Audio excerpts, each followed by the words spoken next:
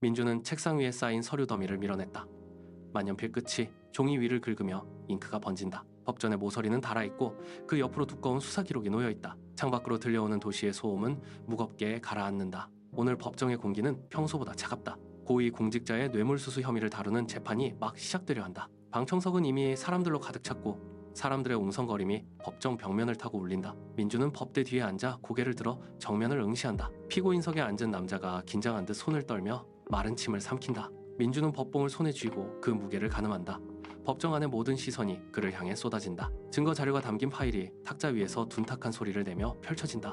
민주는 심호흡을 하며 첫 번째 페이지를 넘긴다. 법의 정의를 증명해야 할 시간이 다가오고 있다.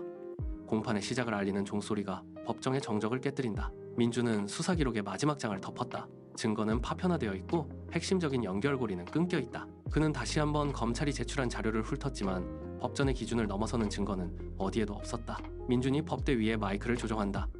금속성 마찰음이 법정 안을 날카롭게 가른다. 그는 정면을 향해 고개를 들고 낮고 건조한 목소리로 입을 연다. 피고인에게 적용된 혐의를 입증할 결정적 증거가 부족하다는 사실을 나열한다. 그의 목소리는 떨림 없이 법정 내부를 고르게 울린다.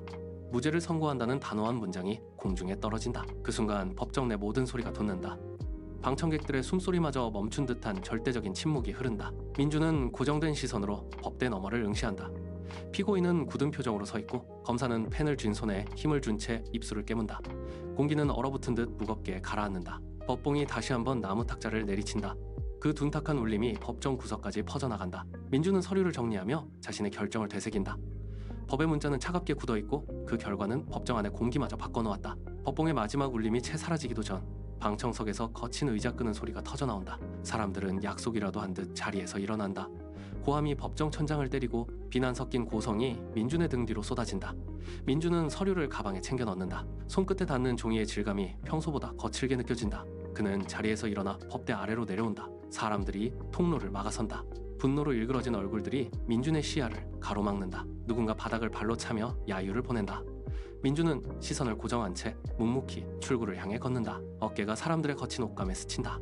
법정 문을 열자 복도에 차가운 공기가 밀려든다. 뒤편에서 문이 닫히는 소리가 들리지만 여전히 사람들의 야유는 복도 끝까지 따라온다. 법적인 결백이라는 이름으로 내린 판결이 사회의 도덕적 잣대와 정면으로 충돌하는 순간이다. 민주는 뒤를 돌아보지 않는다. 그는 법원 건물을 빠져나와 계단을 내려간다.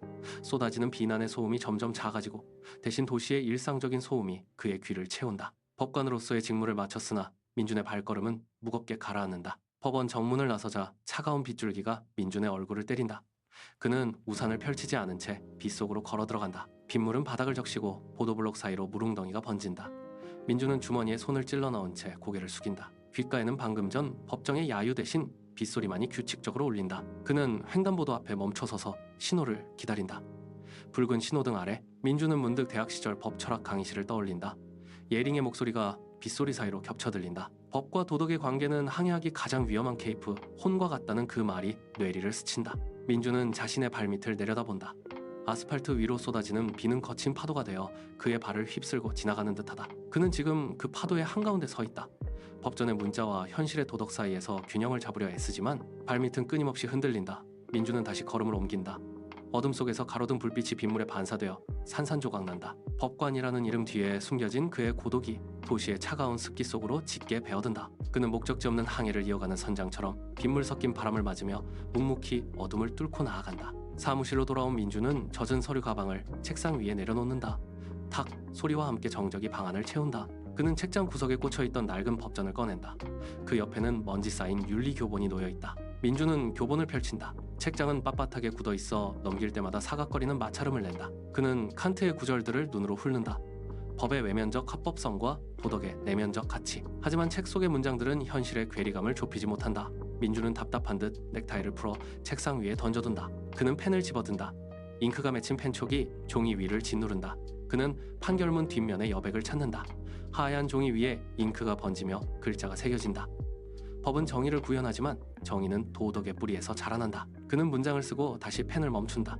종이 뒷면을 손가락으로 꾹 누르자 펜 자국이 선명하게 남는다. 법전의 차가운 활자와 자신이 적어내려간 고민 사이에서 민준의 시선이 흔들린다. 창밖에는 여전히 빗줄기가 창문을 두드리고 사무실의 작은 스탠드 불빛만이 그가 쥐고 있는 펜 끝을 비춘다. 그는 펜을 내려놓고 자신의 손바닥을 내려다본다. 법관으로서의 단단한 결심과 도덕 사이에서 방황하는 그의 고뇌가 책상 위의 낡은 종이 위로 고스란히 옮겨진다. 며칠 후 아침, 민준의 책상 위에 새로운 사건 기록이 놓인다. 서류 뭉치는 두껍고 묵직하다. 그는 첫 장을 넘긴다. 사건의 요지는 명확하다. 법률 조항을 꼼꼼히 따져보면 피고인의 행위는 위법이 아니다. 하지만 서류 속 참고인들의 진술을 읽어내려갈수록 민준의 눈썹이 꿈틀거린다. 사회상규에 명백히 어긋나는 행위들이다. 그는 펜을 쥔 채 멈춘다. 법률의 잣대로는 무죄를 선고해야 하지만 상식의 잣대로는 단죄해야 하는 상황이다. 민준은 다시 서류를 덮고 손가락으로 표지를 툭툭 친다. 규칙적인 마찰음이 사무실의 정적을 깬다. 그는 창가로 다가가 블라인드를 올린다. 쏟아지는 햇살이 서류 위에 맺힌다. 법조문이 적힌 종이와 사회적 비난이 담긴 진술서가 한데 섞여 있다. 민준은 뒷목을 쓸어내리며 책상 앞에 다시 앉는다. 판결의 결과가 가져올 파장을 생각하면 어깨가 무겁다. 그는 법전을 펼쳐 특정 조항을 확인하지만 시선은 자꾸만 사회적 논란이 된 대목에 머문다. 법률적 타당성과 도덕적 정당성 사이에서 그의 호흡이 점차 가빠진다. 그는 마른 세수를 하며 다시 사건 기록을 응시한다. 이번 판결은 이전보다 더 깊은 심연으로 그를 밀어넣고 있다. 민준은 책상 위로 펼쳐진 두꺼운 법전을 다시 끌어당긴다. 페이지가 넘어가는 소리가 사무실 안의 정막을 파고든다. 그의 손가락이 민법 제2조를 가리킨다. 신의 성실의 원칙. 그는 문장을 소리내어 읊조린다. 글자마다 힘이 실린다. 법은 단순한 금지나 허용의 집합이 아니다. 도덕이라는 뿌리를 잃은 법은 공허한 껍데기일 뿐이다. 민준은 눈을 가늘게 뜨고 조문의 행간을 응시한다. 차가운 활자들 사이로 도덕의 온기가 스며드는 환영을 본다. 그의 호흡이 멈춘다. 펜을 쥔 손에 들어갔던 과도한 힘이 서서히 풀린다. 시선이 사건 기록에서 법전의 여백으로 옮겨간다. 무겁게 짓누르던 의무감이 사라지고 그 자리에 명료한 확신이 들어찬다. 민준의 눈동자가 흔들림을 멈추고 또렷하게 빛난다. 그는 의자를 뒤로 밀고 일어나 창가로 다가간다. 거울처럼 비치는 유리창 속 자신의 얼굴을 본다. 미간에 잡혔던 깊은 주름이 펴진다. 법관으로서 휘두르는 칼날은 무엇을 향해야 하는가?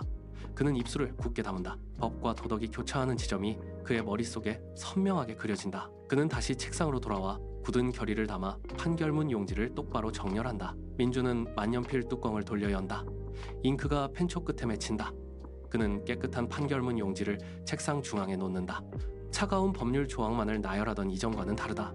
그는 왼손으로 법전을 짚고 오른손으로는 도덕적 기준이 담긴 윤리 교본을 펼친다. 펜촉이 종이 위를 거칠게 훑는다. 글자 하나하나에 힘을 실어 문장을 써 내려간다.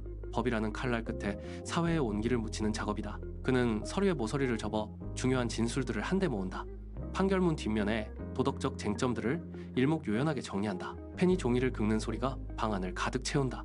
민준의 손등에 핏줄이 도드라진다. 그는 멈추지 않는다. 법률적 타당성이라는 틀 안에 사회가 요구하는 윤리적 가치를 녹여 넣는다. 문장이 길어지고 서술은 이전보다 훨씬 단호해진다. 그는 잉크가 채 마르지 않은 판결문을 들어올려 쉼없이 읽는다. 문장마다 무게감이 실려있다. 그는 다시 책상에 앉아 마지막 결론 부분을 수정한다. 펜을 쥔 손가락 끝이 잉크로 얼룩졌지만 그는 아랑곳하지 않는다. 오직 판결문의 논리가 사회적 도덕의 궤적과 일치하도록 다듬을 뿐이다. 민준의 눈앞에는 이제 법과 도덕이 하나로 겹쳐진 문장들이 완벽한 형태로 자리를 잡는다. 법정의 육중한 문이 열린다. 민준은 평소보다 느린 걸음으로 판사석에 앉는다. 법대 위로 쏟아지는 조명이 그의 얼굴을 비춘다. 방청석의 웅성거림은 순식간에 잦아든다. 그는 판결문을 천천히 펼친다. 종이가 매끄럽게 넘어가는 소리가 마이크를 타고 법정 전체에 울려 퍼진다. 민준은 피고인을 정면으로 응시한다. 그의 눈빛은 흔들림 없이 차갑다. 첫 문장을 낭독하는 그의 목소리는 낮고 묵직하다. 법률적 논거를 하나씩 짚어갈 때마다 법정의 공기가 무겁게 가라앉는다. 그는 펜 끝으로 판결문의 핵심 구절을 짚는다. 피고인은 고개를 떨구고 변호인단조차 숨을 죽인다. 민준은 잠시 멈춘 뒤 결론을 향해 나아간다. 그는 판결문을 내려놓고 방청석 전체를 둘러본다. 법정의 모든 시선이 그에게 쏠린다. 민준은 단호한 어조로 입을 연다. 법은 도덕 없는 공허함으로 존재해서는 안 됩니다. 짧은 문장이 법정의 천장을 때리고 내려온다. 날카로운 정적이 공간을 지배한다. 이전까지의 냉랭했던 법정 분위기는 온데간데 없다. 사람들은 서로의 눈치를 살피며 멈춰선다. 민준은 법봉을 들어 책상을 2번 내리친다. 그 울림이 법정의 낡은 공기를 완전히 갈아치운다. 그는 이제 자신의 말이 사회의 윤리적 궤도와 맞닿았음을 확신한다. 법정의 육중한 문이 닫힌다. 민준은 복도를 지나 건물 밖으로 나온다. 쏟아지는 햇살이 보도블록 위로 길게 그림자를 들이운다.